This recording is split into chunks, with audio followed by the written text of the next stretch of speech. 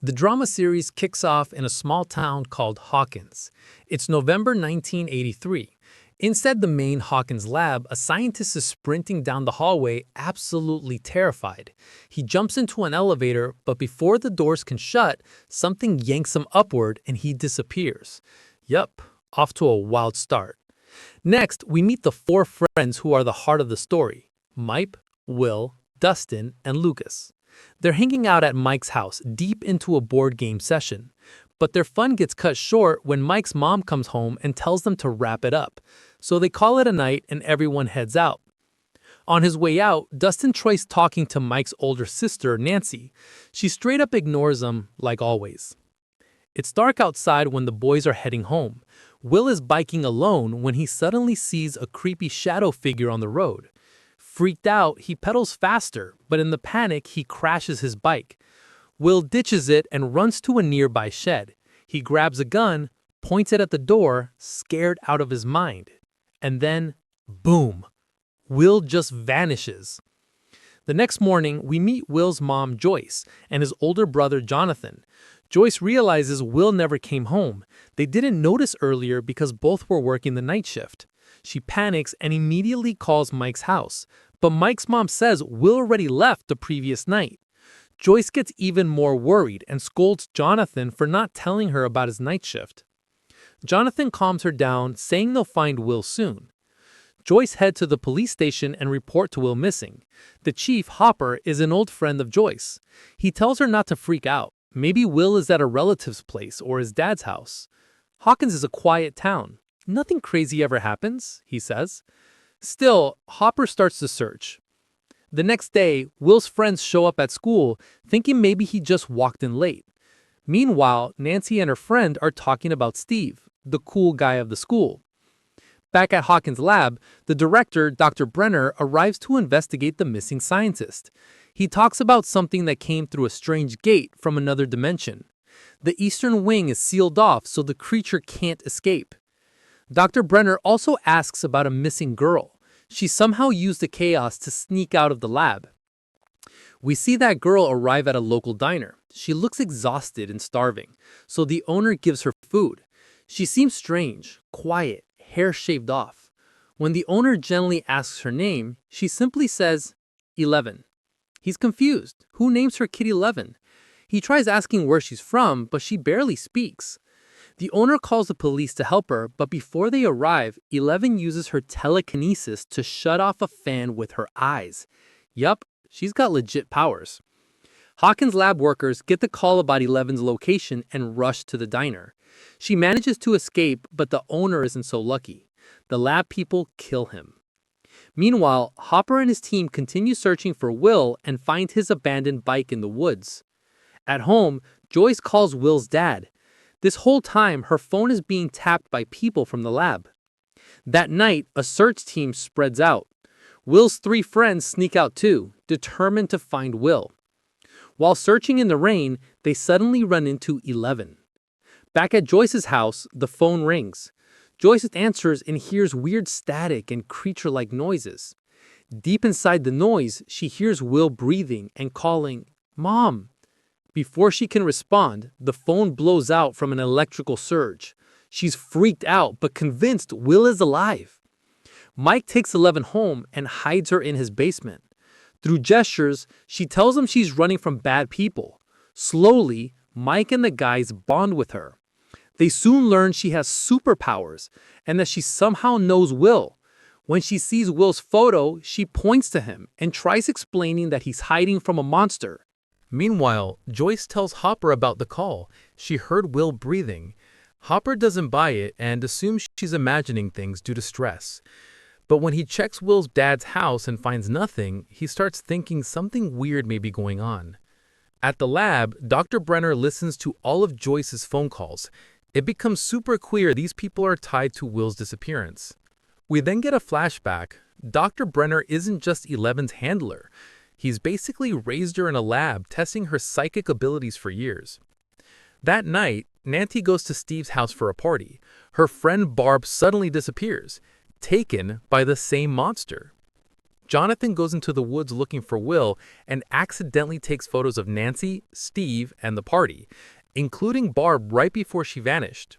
That night, Joyce gets another call. Will whispers, "Mom," but the phone explodes again. The house lights start flickering like crazy. Will's favorite song plays from his room. Joyce realizes Will is trying to communicate through electricity. Suddenly, something starts pushing through the living room wall, a faceless creature. Terrified, Joyce runs outside and sits in her car, shaking. But when she returns, everything looks normal. She's now certain something supernatural has happened to Will. Nancy discovers that Barb is missing, but doesn't tell anyone. Steve finds Jonathan's photos and gets angry. His friends destroy Jonathan's camera and rip up the photos. Later, Nancy picks up the torn pieces and sees the monster standing behind Barb earlier that night. Nancy returns to Steve's place and sees the same creature. She barely escapes. On the other side of town, Joyce communicates with Will through Christmas lights. She gets yes/no responses from him. Meanwhile, Hopper begins connecting dots. Hawkins' lab is definitely involved. He learns a woman had sued Dr. Brenner years ago, claiming he kidnapped her daughter for experiments. The case was shut down mysteriously. 11 tells the boys that Will is alive and hiding in his house, but then Will's supposed dead body turns up in a lake. Everyone believes he's dead, except Joyce. Mike thinks 11 lied, but she proves he's alive by letting them hear his voice through a walkie-talkie. Joyce hears Will again on the phone, and he talks about a monster. She begs him to stay hidden. At school, there's a memorial for Will. 11 overhears Joyce and Will talking through the radio system. The boys confirm Will is alive. They figure out that Will is stuck in another dimension, the Upside Down. It mirrors their world, but darker, colder, and filled with monsters called demogorgons. A gate has opened between the two dimensions, letting the demogorgon enter their world and take Will. Nancy tells Jonathan everything. He finally believes his mom, realizing Will is still alive. The two head into the woods to find Barb and Will. Nancy accidentally slips into the Upside Down, but Jonathan helps her escape. At the same time, Hopper discovers Will's body is fake, stuffed.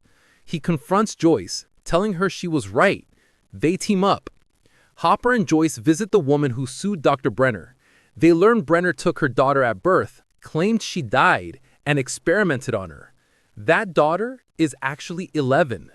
The boys asked her science teacher about dimensions. He explains that opening a gate requires huge energy, messing with time, space, and magnetic fields. That's exactly what the lab did. Hopper sneaks into Hawkins' lab, finds the gate, and enters the Upside Down, barely making it back. Mike and his friends notice magnetic disturbances and locate another gate. They head out with 11.